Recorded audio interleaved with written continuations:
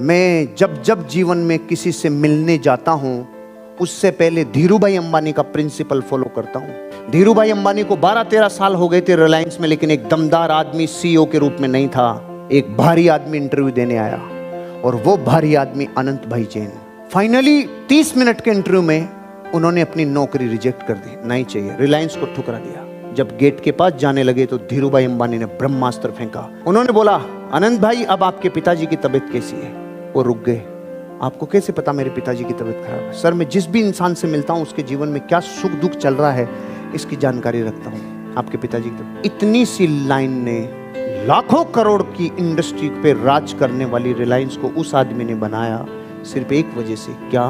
तो चाणक्य का सिखाया हुआ सिद्धांत याद रखना, चाहे आपके दांतों में जहर नहीं हो तो भी उसे 24 घंटे ऐसा ही दिखाना चाहिए जैसे उस जैसा जहर किसी के पास नहीं है। वो कह रहे हैं कि सांप कोई है, उसके जहर वाला सांप नहीं है वो, तो उसकी जिंदगी बचाने का एक ही उपाय है, उसको ऐसा दिखना चाहिए, लगना चाहिए कि जहर बहुत खतरनाक है। तो मैं आपको कह रहा हूं, हालत कितनी ही खराब हो लेकिन लगना चाहिए कि जैसा आपके मोमेंटम है वैसा तो दुनिया में दूसरी जगह है ही नहीं, क्योंकि मोमेंटम को आकर्षित करता है। तो लुटी हुई विरासत की यादों को लेके एडवर्टीजमेंट करने की जरूरत नहीं है मार्केट में। सर मैं भी खत्म, संसार आपके बारे में जो आपके खुद के बिलीफ है ना, अरे दुनिया आप पे क्या करती है कि नहीं करती है वो साइड का मैटर है।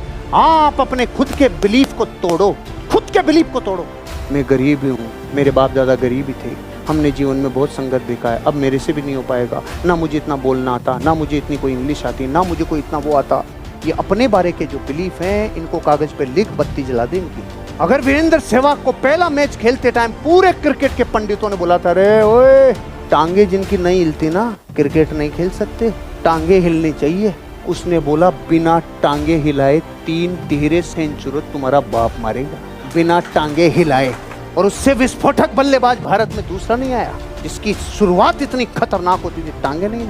जो आदमी जिस चीजों के लिए अपने बिलीफ तोड़ लेता है, ये छत गिरने के लिए तैयार है अगर ये दीवारें ना हो तो जो गिरने के लिए तैयार है सिर्फ दीवारों की वजह से टिकी हुई है। तो आपको ये नहीं पता कि स्केयर आपके बीच में ज्योमेट्री का जबरदस्त दबाव लग रहा है जिसके बीच में हमारे माथे पे प्रेशर पड़ रहा है, लेकिन आपको और मैं नहीं पता। इसलिए भारत के बड़े बुजुर्ग हजारों सालों से कह के गए, बेटा मंदिर जाना।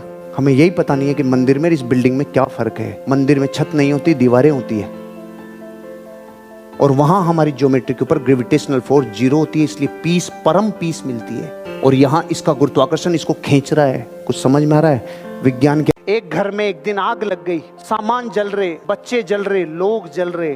एक बंदर भी देख रहा है, एक चिड़िया भी देख रही। चिड़िया से देखा नहीं गया, चिड़िया के आंसू आ गए, चिड़िया की रूह कांप गई। वो गई और चोंच में पानी लिया और घर के ऊपर डालने लगी, चोंच में पानी लिया घर के ऊपर डालने लगी। और बंदर देख के दांत निकाल रहा था, ये आग बुझाएगी। वो फिर चोंच में पानी लेती, घर के ऊपर डालती, चोंच में पानी लेती, घर के ऊपर डालती। बंदर ने बोला, ये आग बुझाएगी। चिड़िया ने लास्ट में रूहा से गले से बोला, अरे मूर्ख, ये आग मैं बुझा पाऊंगी कि नहीं बुझा पाऊंगी मुझे नहीं पता, लेकिन जब जब इस दुनिया में इस आग का जिक्र होगा मेरा नाम बुझाने वाले में और तेरा नाम।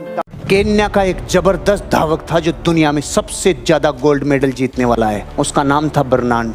तो बर्नांड से एक बार पूछा इंटरव्यू में, अरे तुम्हारे देश में ऐसा क्या है रे जो इतने तगड़े धावक पैदा करता है तुम्हारा देश? उस देश से कई गोल्ड मेडलिस्ट निकले दौड़ने में।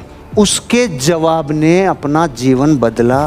बर्नांड ने बोला, हमारे देश की गली गली में ऐसे बोर्ड लगे हुए हैं कि सावधान रहना, इधर शेर है। दुनिया के सबसे खतरनाक दौड़ने वाले लोग उस जगह से हैं जहाँ पे शेर ज्यादा है, मतलब जहाँ पे जीवन का खतरा ज्यादा है। आप में से वही अमीर बनेंगे जिनकी जिंदगी में या तो अभाव है या अमीर बनने का स्वभाव है। कर गुजरोगे आप।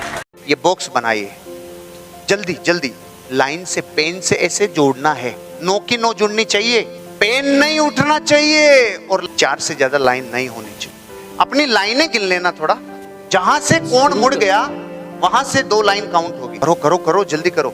इसमें सबसे बड़ी बात जो सीखने की है वो क्या है कि आप अगर इन 9 गोलों के अंदर ही खेलते रहोगे और डिब्बे से बाहर नहीं आओगे तो पूरी जिंदगी लाइफ डिब्बा होगी। पहली लाइन में ही आपको बाहर निकलना पड़ेगा। Think beyond the limits. Lesson ये है, डब्बे से बाहर आ, 50,000 से बाहर आ। पहली लाइन जब बाहर जाती है तो इसे कहते हैं अपनी लिमिटेशंस को स्ट्रेच करके बाहर आने से ऊर्जा पैदा होती है और एक साथ 2 लाइन में 5 डॉट्स तक हम लोग पहुंच जाते हैं। तीसरी लाइन में हम लोगों ने 7 डॉट्स कवर कर लिए और चौथी में पूरे 9 डॉट्स कवर कर लिए। इंपॉर्टेंट सिर्फ एक था, जापानियों के पास सबसे पहले फाइटर प्लेन आए थे, बापू खतरनाक वाले, गए और बम फोड़ के आ गए पर्ल हार्बर बंदरगाह पे। रूजवेल्ट राष्ट्रपति था, जन्म से पाँव में पोलियो, कभी खड़ा नहीं हो सकता था। उसने एयरफोर्स की मीटिंग बिठाई, हमें जापान को जवाब देना होगा, और एयरफोर्स उसको समझा रही हम जवाब नहीं दे सकते क्योंकि हमारे पास फाइटर प्लेन ऐसे हैं, हम जा तो सकते हैं, वापस आने जितना ईंधन हमारे हवाई जहाजों में नहीं है। 1 घंटे बाद वो हुआ जो 40 वर्षों में नहीं हुआ था, जो बचपन से कभी पोलियो से नहीं खड़ा हुआ उस दिन खड़ा हो गया, सिर्फ इसलिए कि जापान को जवाब देना होगा। 11 फाइटर प्लेन्स की टीम बनाई कि आपके पीछे हम लोग ईंधन रख देंगे। 11 फाइटर प्लेन जापान के ऊपर पहुंच गए, पीछे जाके देखा तो सबके डिब्बे खाली थे क्योंकि इतना लोड लेके नहीं जा सकते थे, इतना वजन। सारे पायलट्स को समझ में आ गया हमें हमारे देश ने क्यों भेजा है। बिल्डिंगों में हवाई जहाज मारने थे इसलिए अमेरिका ने भेजा था कि जवाब तो दे के आओ। सदी साइंस कहती है मेंढक कितना ही जमीन के नीचे दब जाए नहीं मरता, लेकिन दही में गिर जाए तो मरेगा।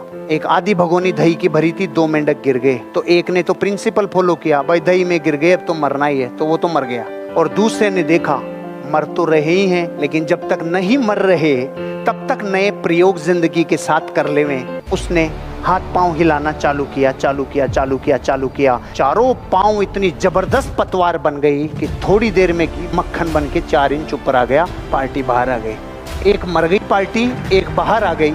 अगर वो मेंढक प्रयोग नहीं करता, अरे मर तो रही है, प्रयोग करने में क्या जाता है। जिसने नए प्रयोग किए, एक गरीब आदमी था, सूखी रोटी थी, कुछ था नहीं, रोटी पे लगावन, कोर को तोड़ता, यूं लगा लगा के खा रहा था, कोर तोड़ता लगा लगा के खाया। तो उधर से एक सज्जन गुजरे, उन्होंने कहा भाई साहब क्या कर रहे हो, ये क्या चल रहा है, ये बताओ आप। भाई साहब गरीब आदमी हूँ, कुछ है नहीं इसलिए सोच सोच के खा रहा हूँ, मैं चटनी रखी है ऐसा सोच रहा हूँ, फिर लगा लगा के खा रहा हूँ। तो उसने कहा तू सोचता रहा है तो ये क्यों नहीं सोच रहा कि बर्फी रखी है, गुलाब जामुन रखा है, कलाकंद रखा है, तू यही क्यों सोच रहा है कि इस पे चटनी रखी है। सोचने में तेरे को टैक्स जा रहा है क्या। इस दुनिया की महान खोजों में से एक खोज, आज तक कोई इंसान उतना ही रुपया कमा पाता है जितना वो सोचता है। चटनी से ऊपर यकीन ही नहीं होता। जिसको जिस पे यकीन होगा उतना मिलेगा। आज आपको उतना ही मिल रहा है जितने पे यकीन है, तो क्यों नहीं यकीन बढ़ा लिया जाए।